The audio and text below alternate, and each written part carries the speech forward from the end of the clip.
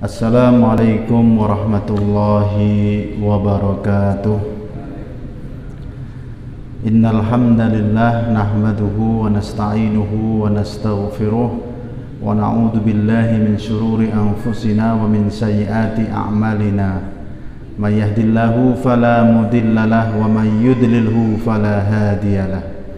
Asyhadu an la ilaha illallah wahdahu la syarikalah wa asyhadu anna Muhammadan abduhu wa rasuluhu la nabiyya ba'dah.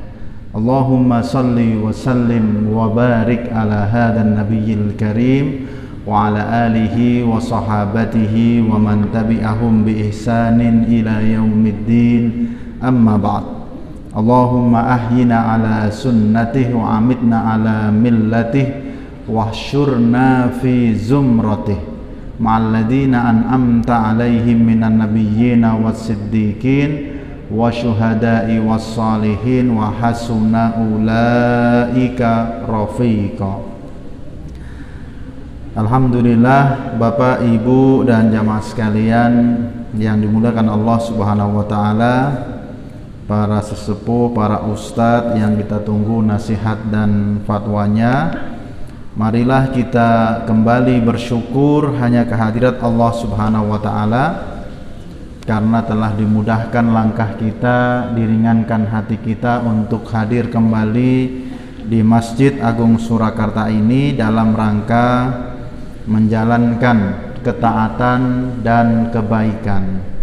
Kita menjalankan sholat maghrib berjamaah dan kita lanjutkan dengan kajian untuk tema kita pada malam Senin yang ganjil adalah tema mengambil pelajaran dari sirah nabawiyah, kisah hidup Nabi Rasulullah Sallallahu Alaihi Wasallam.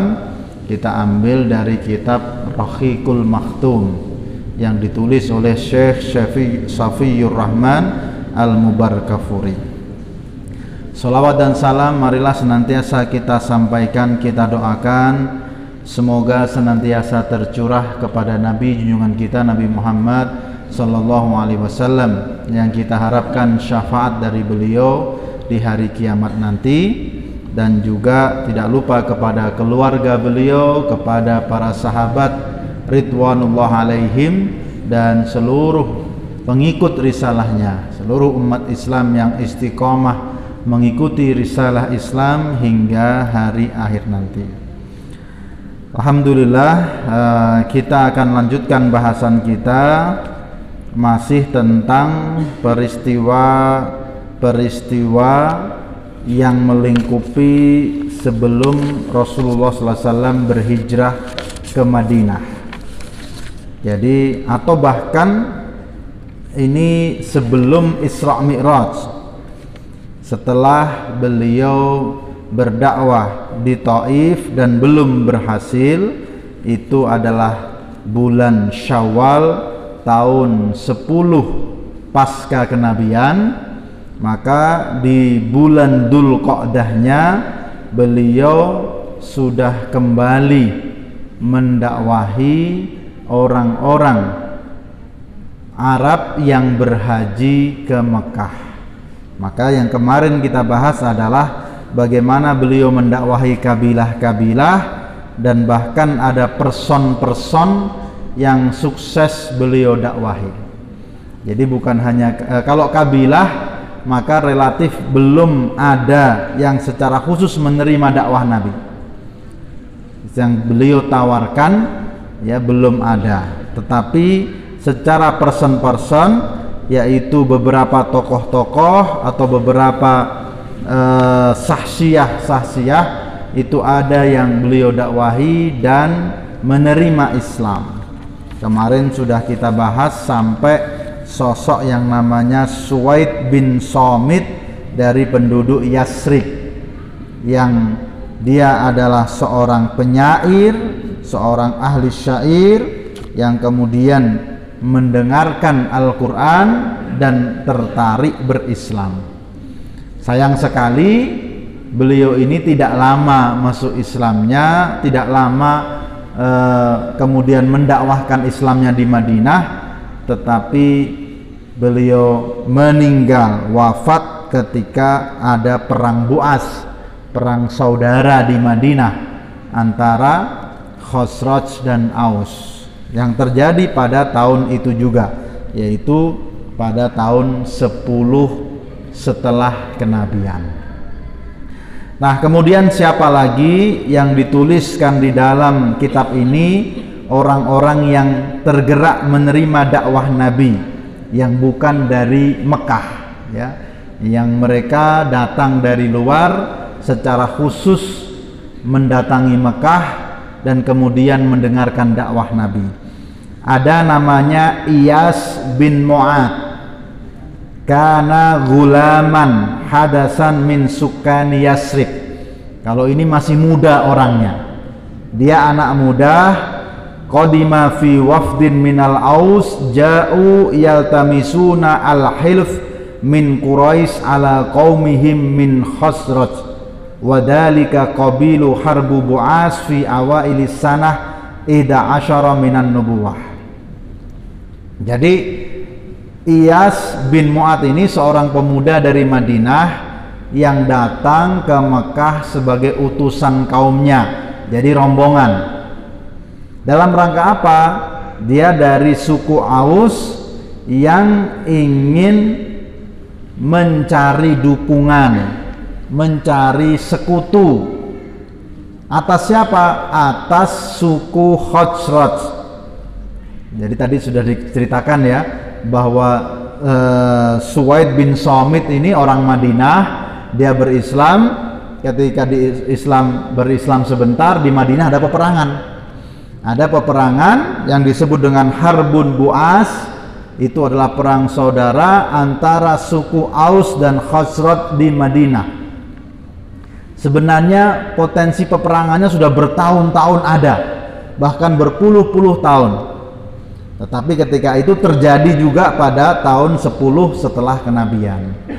Nah, akhirnya salah satu suku yaitu Aus ini mengirimkan orang-orang ke Mekah, termasuk di dalamnya ada nama tadi pemuda Iyas bin Mu'ad. Supaya apa? Ingin mendapatkan support, dukungan, supaya nanti kalau ada peperangan lagi dengan suku Khazraj, maka mereka bisa menang atau mereka bisa lebih kuat. Jadi kalau sekarang juga namanya orang ketika berkonflik, ya, itu pasti ada sekutu, ya, ingin mempunyai banyak dukungan, backup. Negara-negara yang berperang dulu, kita tahu ada perang dunia 1, perang dunia 2, mereka juga tergabung dengan sekutu-sekutu, kelompok-kelompok. Nah, ini sudah sejak lama itu. Nah, jadi kenapa mereka mengirim secara khusus utusan untuk mendatangi Quraisy? Ya tadi, karena memang benar-benar ingin mendapatkan bantuan dari Quraisy, dukungan dari Quraisy. Kenapa? Wa kanal Aus aqallu adadan min Khazraj. Karena suku Aus ini itu lebih sedikit jumlahnya dibandingkan suku Khazraj di Madinah, lebih sedikit. Jadi wajar, namanya lebih sedikit, harus punya sekutu yang kuat, harus punya backing yang kuat. Maka mendatangi Quraisy.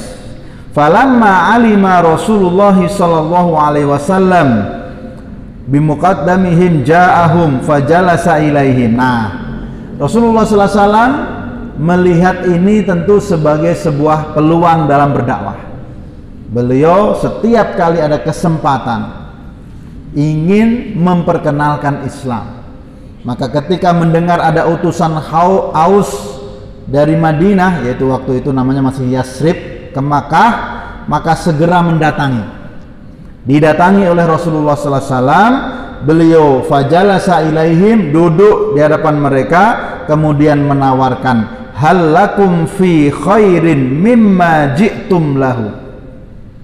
Apakah kalian mau mendapatkan yang lebih baik daripada apa yang kalian niatkan ketika datang ke sini? Jadi kalau diniatkan pertama apa? Ingin mendapatkan apa? Bantuan, dukungan, sekutu. Maka Rasulullah SAW memberikan tawaran, halakum fi khairin mimma ji'tum lahu. Apakah kalian mau mendapatkan yang lebih baik daripada yang kalian niatkan di awal? Maka mereka bertanya, wa madzaka, apa itu?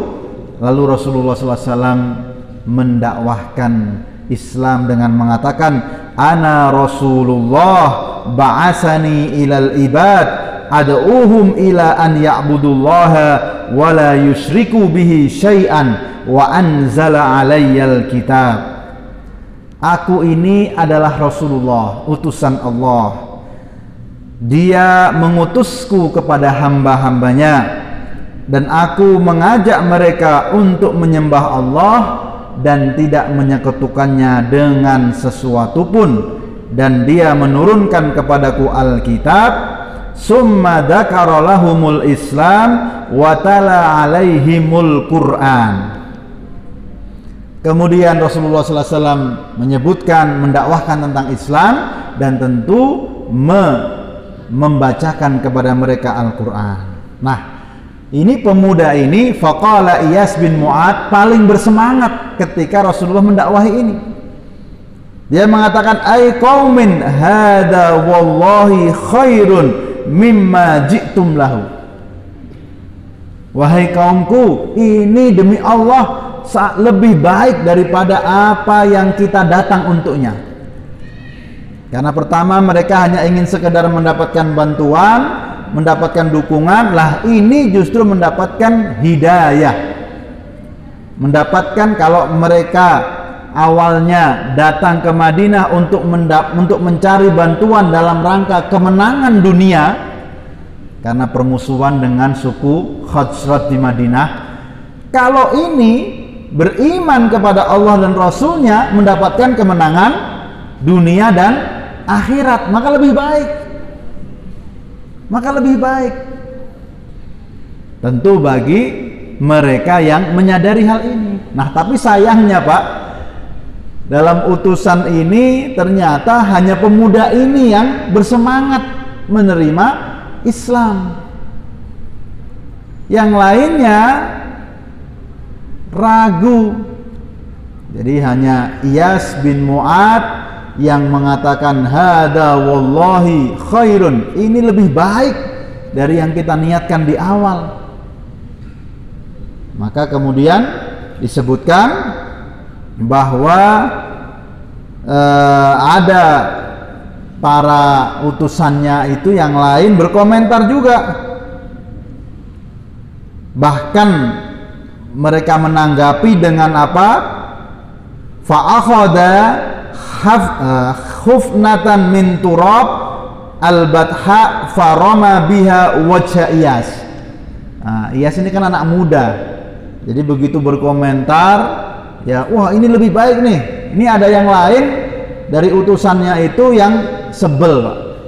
Karena sebel, langsung dia ngambil satu genggam tanah liat, dilemparkan ke Iyas ini, dilemparkan sambil dilemparkan kepada wajahnya sambil mengatakan da'na fala umri laqad ji'na li ghairi hada.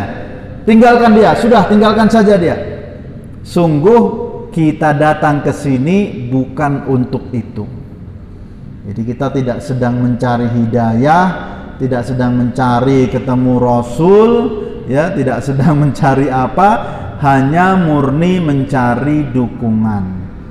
Nah, kalau sudah demikian bagaimana kira-kira? Akhirnya fasomita Iyas, diem akhirnya. Diem. Yang komentar yang lain-lain, yang lebih senior, yang lebih tua, dia sebagai pemuda hanya bisa mengingatkan di awal saja. Maka ini adalah satu kondisi, ya, satu kejadian. Tetapi yang menarik, waqama Rasulullah sallallahu alaihi wasallam, Rasulullah kemudian ya sudah ditolak seperti itu, ya beliau meninggalkan kaum tersebut dan mereka pun pulang. Wan sarafu ilal Madinah min ghairi an yanjahu fi aqdu hilf ma'al Quraisy. Mereka pun pulang ke Madinah juga tanpa hasil Jadi juga gagal untuk mendapatkan dukungan dari Quraisy. Dakwah Islamnya ditolak, ya, dukungan dari Quraisy juga tidak didapatkan. Jadi ini mereka pulang tanpa hasil. Kira-kira kalau hari ini itu perjalanan yang jauh, Pak. Dari Mekah ke Madinah hari ini saja butuh waktu 4 jam, 5 jam. Dahulu butuh waktu sekitar 9 hari atau bahkan lebih, kecuali kalau mau cepet-cepetan, ya. Kalau mau cepet-cepetan mungkin bisa naik kuda dengan ngebut, ya. Tapi ternyata tidak membawa hasil apa-apa. Dakwah Islam juga tidak, menerima dakwah Islam juga tidak, menerima dukungan Quraisy juga tidak. Tapi yang menang banyak siapa kira-kira? Ini pakai bahasa anak muda. Siapa yang menang banyak? Siapa yang menang banyak? Iyas menang banyak. Karena apa? Dia pulang dalam kondisi berislam. Jadi yang lainnya pulang gak dapat apa-apa, Iyas pulang dengan kondisi berislam. Wa ba'da ruju'i ila Yasrib lam yalbas Iyas an halak. Tetapi sama, ini nasibnya sama dengan Suwaid bin Somit, Bapak Ibu. Tidak lama dia ke Madinah, ternyata juga mendapatkan kematian, dan diriwayatkan wa kana yuhallil wa yukabbir wa yahmad wa yusabbih inda mautihi fala yushakkuna annahu mata musliman. Jadi Iyas ini meninggal, tetapi ketika di Madinah dia sudah sering bertakbir, bertahlil, bertahmid, dan juga bertasbih. Bahkan bertasbih ketika meninggal itu, sehingga tidak ada yang ragu, sungguh pemuda ini sejatinya telah masuk Islam. Jadi Iyas bin Mu'ad. Nah, yang mau punya anak, ya, lahir laki-laki, ya, bisa diberi nama Iyas itu. Sudah tahu artinya kan? Ini nama sahabat pemuda Yasrib yang masuk Islam, namanya Iyas. Nah, Bapak Ibu dan jamaah sekalian yang dimuliakan Allah Subhanahu wa taala, apa hikmah dari dakwah Rasulullah sallallahu alaihi wasallam kepada utusan Aus ini bagi kita? Tentu yang pertama adalah bagaimana semangat beliau di dalam merespon ketika ada peluang-peluang untuk berdakwah. Jadi beliau mempunyai informasi, berarti ketika ada utusan dari Madinah, dari Aus datang untuk meminta bantuan Quraisy datang ke Mekah, maka kalau orang tidak bersemangat dakwah, kira-kira sederhana komentarnya, wis jarke wae. Wong dia niatnya bukan mau haji, dia niatnya murni mencari dukungan kepada Quraisy, itu urusannya Quraisy, bukan urusan saya. Dia tidak datang untuk mencari hidayah. Dia tidak datang kepada saya. Kira-kira kalau begitu enak, Pak, ya? Kalau orang berdakwah hanya nunggu kalau ada orang yang datang ke rumahnya, orang yang secara khusus datang ke rumahnya, orang yang secara khusus datang ke dia. Tentu Islam tidak akan, kalau ada seorang yang mau berdakwah kemudian harus seperti itu, pasif, tentu Islam tidak akan tersebar. Kalau Rasulullah SAW pasif, tentu Islam tidak akan tersebar. Jadi semangat menyambut peluang-peluang dalam dakwah ini perlu kita kuatkan, perlu kita semangati. Kalau ada tadi kita mendengar ada orang ingin belajar Islam, nah ketika kita mempunyai kesempatan untuk bisa ikut juga mendakwahi dan membimbingnya, maka tentu itu satu kebaikan yang luar biasa. Di dalam hadis jelas disebutkan, li'an yahdiyallahu bika rajulan wahidan khairun laka min humurin na'am. Ini Rasulullah SAW menyampaikan kepada Ali bin Abi Thalib, Kalau engkau bisa memberikan kebaikan atau menjadi jalan hidayah satu orang saja, rajulan wahidan, satu orang saja, itu lebih baik dari onta merah. Dalam riwayat lain lebih baik dari dunia seisinya. Nah, ini satu orang. Makanya meskipun yang menerima dakwanya satu saja, yang lain menolak, itu bukan masalah. Jadi kan utusannya banyak dari kaum Aus. Rasulullah SAW tetap menyampaikan dakwah. Mendengar ada peluang dakwah, beliau mendatangi. Nah, bukan nunggu. Ya, nanti kalau kesini saya dakwahi. Kalau enggak ya sudah, bukan urusan saya. Enak kalau begitu, Pak ya. Tinggal ngopi-ngopi lagi itu.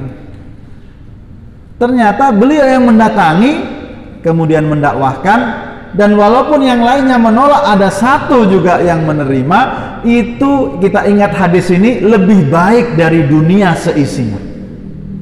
Lebih baik dari dunia seisinya. Nah, maka sesungguhnya Bapak Ibu, salah satu yang menjadikan kita berat dalam berdakwah itu, pertama kita ingin langsung mengubah banyak orang. Nah, ini akhirnya kita kadang-kadang berat dalam berdakwah.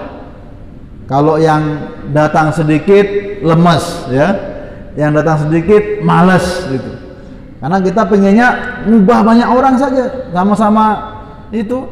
Padahal tadi Rasulullah mengatakan satu saja keutamaannya sudah luar biasa, yaitu apa? Melebihi dunia seisinya. Jadi jangan sampai dalam berdakwah kita pengennya harus dalam bentuk banyak orang. Satu orang ketemu di jalan saja bisa menjadi objek dakwah kita atau sarana kita mendapatkan pahala. Satu orang ketemu di jalan, satu orang ketemu di rumah makan, satu orang ketemu di rumah, dan seterusnya dan seterusnya. Jadi banyak atau beberapa hal yang sering menjadikan kita berat malas berdakwah adalah kalau sedikit. Kalau banyak baru semangat, itu yang pertama. Yang kedua, yang sering menjadikan kita berat dalam berdakwah karena merasa kita tidak bisa mengubah semuanya. Jadi orang itu pengennya kalau habis didakwahi, sekali didakwahi langsung bisa berubah 180 derajat. Gimana kira-kira Pak? Mungkin tidak? Ya tidak mungkin, ya susah. Mungkin tetapi berat. Makanya saya sering sampaikan bahwa kalau kita memberikan hidayah kepada seseorang, menjadi jalan hidayah yang dalam arti berubahnya itu drastis luar biasa, itu kita mendapatkan dunia seisinya. Tapi kalau kita memberikan dakwah dan orang itu berubah sedikit, kira-kira kita dapat sekian persen dari dunia seisinya. Masih menarik nggak Pak kira-kira? Masih menarik kan? Masih menarik. Jadi kadang-kadang kita ingin mengubah orang dari jahat, dari maksiat, dari berat sekali kemaksiatannya, langsung tiba-tiba jadi alim, banyak ibadah. Ya kalau seperti itu susah. Tapi kalau menjadikan orang berubah sedikit saja lebih baik dari kemarin, dan kemudian sedikit lebih semangat dari kemarin, nah itu insya Allah tetap ada pahalanya. Ya. Saya berikan ilustrasi, misalnya ada orang masuk masjid, laki-laki bawa anting-anting 2 Pak. Itu kira-kira kalau kita langsung marah-marahi kan besoknya malah kapok ke masjid itu. Iya. Tapi bukan bawa ya, pakai Pak, pakai anting-anting 2. Tapi kalau kita dakwahi ternyata besoknya anting-antingnya tinggal 1, itu kan masih mending gitu. Masih mending mau ke masjid walaupun anting-antingnya tinggal 1. Tapi coba kalau kita marah-marahi mungkin, atau kita kasar, atau kita berlaku buruk, bisa jadi kemungkinannya 2. Besok dia tidak ke masjid lagi, atau besok ke masjid anting-antingnya tambah 1 di hidung. Si sangke wae ada begitu kan. Nah, itu contoh bagaimana ketika kita berharap perubahan ternyata tidak harus kemudian penuh ya 180 derajat, tidak, ada perubahan sedikit, lebih bersemangat sedikit, itu adalah insya Allah ada kebaikannya. Termasuk ini Rasulullah SAW tetap berdakwah, dan ternyata apa? Yang menerima hanya satu, tapi itu lebih baik daripada dunia seisinya. Hanya satu yang menerima, yaitu Iyas bin Mu'ad. Kemudian juga kita belajar dari sini bahwa ya tadi ditolak oleh kaumnya, ditolak oleh banyak orang, tapi satu yang menerima ternyata bisa istiqomah. Itulah Iyad bin Mu'ad. Maka menjadi gambaran betapa ketika bersemangat di dalam berdakwah, insya Allah ada hasilnya dan ada kebaikannya. Termasuk tadi Iyad bin Mu'ad itu gambaran orang yang beliau mendapatkan hidayah, beramal, lalu wafat dalam kebaikan. Karena ketika wafat dikatakan di sini, wa kana yuhallil wa yukabbir wa yahmad wa yusabbih inda mautihi. Ketika mau meninggal bertakbir, bertasbih, bertahmid. Luar biasa. Ini juga pelajaran bagi kita ya, betapa ketika kita melazimkan zikrullah, tilawah Quran, zikrullah, doa, insya Allah itu juga yang kita lafalkan ketika kita wafat ya. Ketika akan wafat hanya kalimat thayyibah. Tapi mohon maaf, naudzubillah Bapak Ibu sekalian, kalau kita mengucapkan kata-kata yang buruk, kata-kata yang kasar, ucapan-ucapan yang tidak baik, maka naudzubillah, tentu kita tidak tidak ingin itu menjadi kalimat-kalimat akhir kita ketika kita akan meninggal. Jadi tentu ini menjadi contoh bagi kita. Dia seorang pemuda berislam sebentar tetapi komitmennya kuat, maka hanya zikrullah yang senantiasa ia lantunkan. Nah, kemudian jamaah sekalian, selain Iyas bin Mu'ad ada namanya Abu Dzar Al-Ghifari. Kalau ini secara nama tentu barangkali kita sudah sering mendengar, dan kisah keislamannya pun sangat populer. Abu Dzar Al-Ghifari ini kana min sukan nawahi Yasrib. Dia dari penduduk sekitar Madinah. Nah, kenapa dia tertarik untuk mendatang ke Mekah? Karena mendengar keislaman Suwaid bin Somit yang orang Madinah dan keislaman Iyad bin Mu'ad yang juga orang Madinah. Yang dua ini sudah kita bahas ya. Jadi mendengar bahwa ada seorang Madinah yang meninggal dalam kondisi berislam, yaitu Suwaid bin Somit dan Iyad bin Mu'ad, maka Abu Dzar Al-Ghifari ini kemudian tertarik untuk mengikuti lebih lanjut tentang kabar terkait Nabi Muhammad Sallallahu Alaihi Wasallam. Tapi awalnya dia mengutus saudaranya terlebih dahulu. Faqultu li ahi intalik ila hadar rajul wa kallimhu wa'tini bi khabarihi. Dia menyuruh saudaranya dulu, datang ke Mekah, coba ini cari info tentang orang ini, yaitu Rasulullah Sallallahu Alaihi Wasallam. Bicaralah kepada dia, lalu datang ke sini dengan kabarnya. Ini benar-benar niatnya luar biasa, Pak. Jadi niatnya luar biasa. Survei dulu, mengirim tim survei untuk mengetahui benar tidaknya ada yang mengatakan, ada yang mendakwahkan Islam seperti itu. Kemudian saudaranya keluar ke Mekah dan kemudian memberikan laporan, ma indaka, apa yang kamu punya? Saudaranya mengatakan, wallahi laqad ra'aitu rajulan ya'muru bil khair wa yanha 'anis syarr.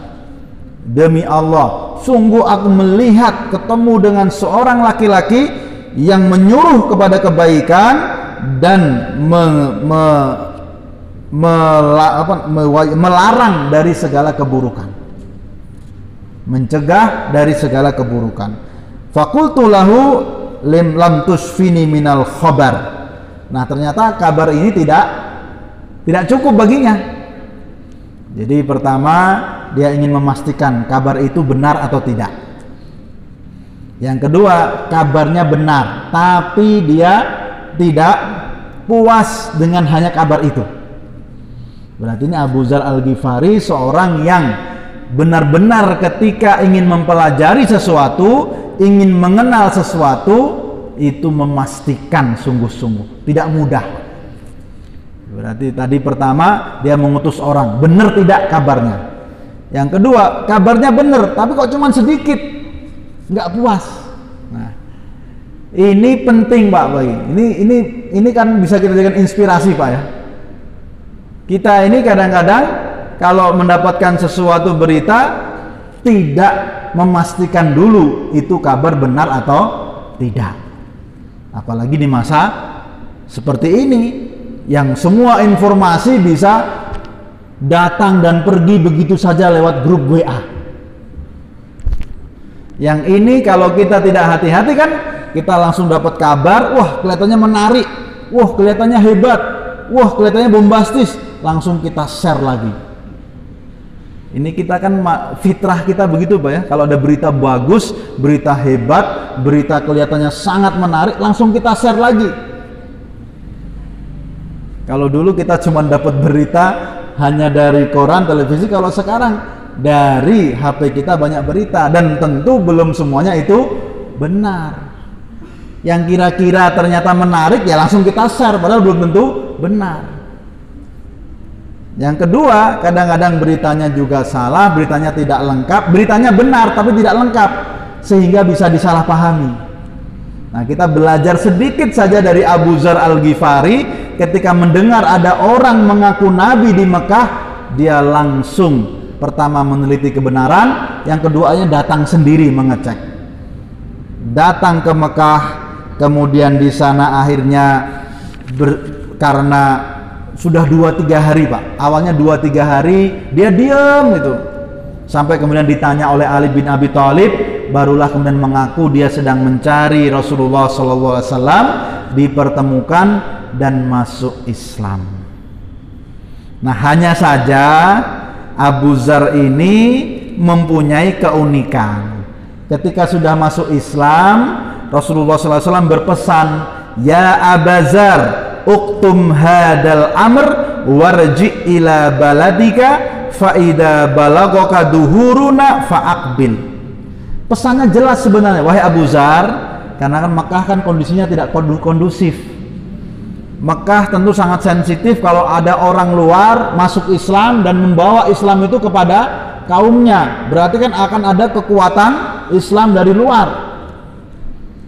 Maka Rasulullah segera berpesan, wahai Abu Dzar, rahasiakan urusan ini. Kamu masuk Islam itu rahasiakan, nggak usah pengumuman, nggak usah diviralkan, sudah diam saja. Warji ila baladika, kembali ke kaummu, dan nanti faida balaghaka duhuruna fa'aqbil.